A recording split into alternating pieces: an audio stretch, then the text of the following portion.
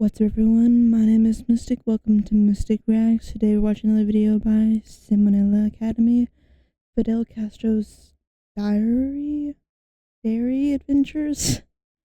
I think it's Dairy, but let's get on into it. I have a whole playlist, check them out down below. Let's go.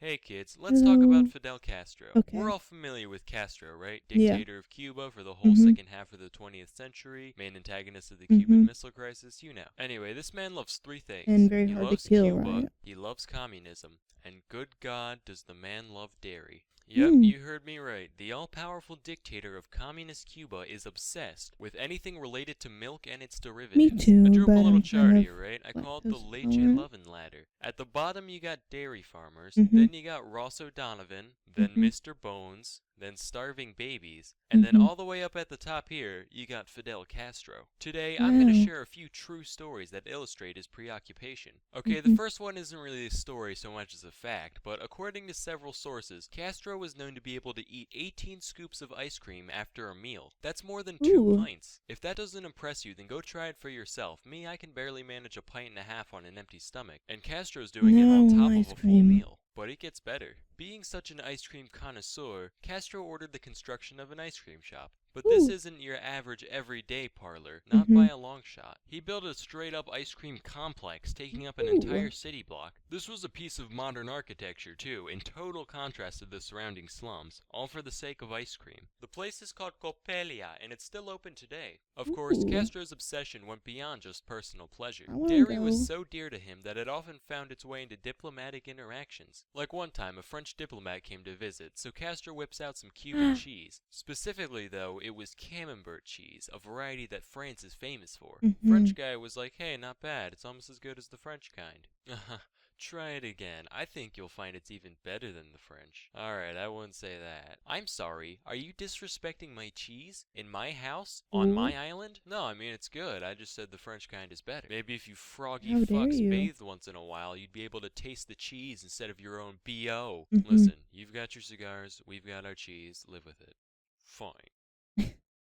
Fuck him, it's good cheese. I'm paraphrasing just a little bit, but that's basically how it went down. So already it's obvious that dairy is of great value to Castro. Most exceptional, however, is how this value reflected in his leadership. Naturally, having an entire nation at his disposal, Castro wanted to bolster the Cuban dairy industry as much as possible. But there was one problem. Cuba initially had two types of cows called La Reinas and Zebus. La Reinas came from the days when Spain ruled Cuba, and Zebus originated from India. Both of these cows are well suited to the Cuban environment, having a very high tolerance for heat. However, they don't produce much milk, they're mostly just raised for their meat. So Castro decides to import thousands of Holsteins from Canada. Holsteins are the classic black and white cows, and as we all know, you can juice these guys for days. They are utterly superior. Only problem is, they're used to living in Canada, so when they're plopped down under the scorching Caribbean sun, it's gonna stress them out. They're not gonna be laughing cows by any means. So as a result, Castro's imports still didn't put out enough milk to satisfy his desires. At this point, your average run-of-the-mill dairy queen would have given up. But Castro, he's more than that. He's a dairy dictator. So he ordered the construction of a giant air-conditioned complex with the sole purpose of providing a comfortable environment for his Holsteins. And it helped a little bit, but they were still stressed out. They still weren't putting out at their natural levels. And as you can imagine, climate controlling an entire facility is very expensive, so Castro was forced to abandon the project. But like the astronaut he is, Castro held on to his dream of finding the Milky Way. So he gathered a team of scientists and farmers and ordered them to breed together the Zebus and the Holsteins in order to produce a heat-resistant, lactose-pumping super cow.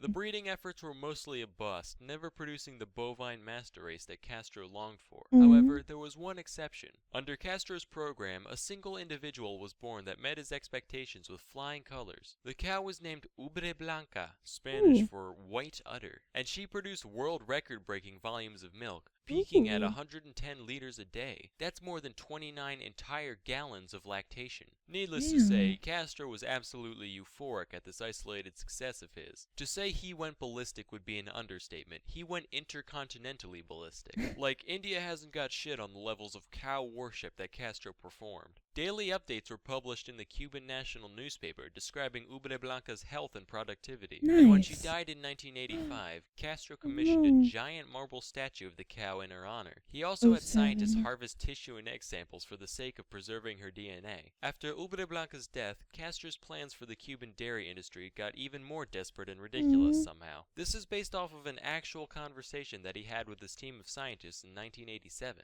Okay guys, hear me out. What if we make cows that are the size of dogs, so that way they can live in people's apartments with them?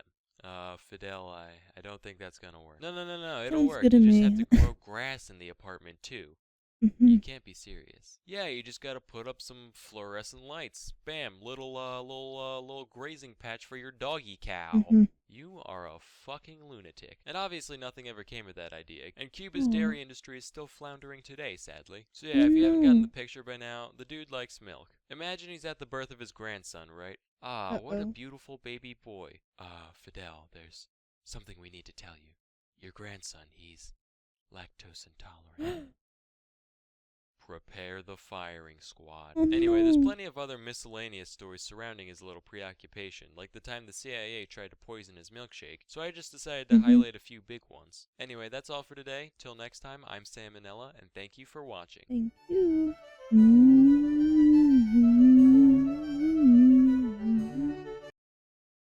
Hope you enjoyed.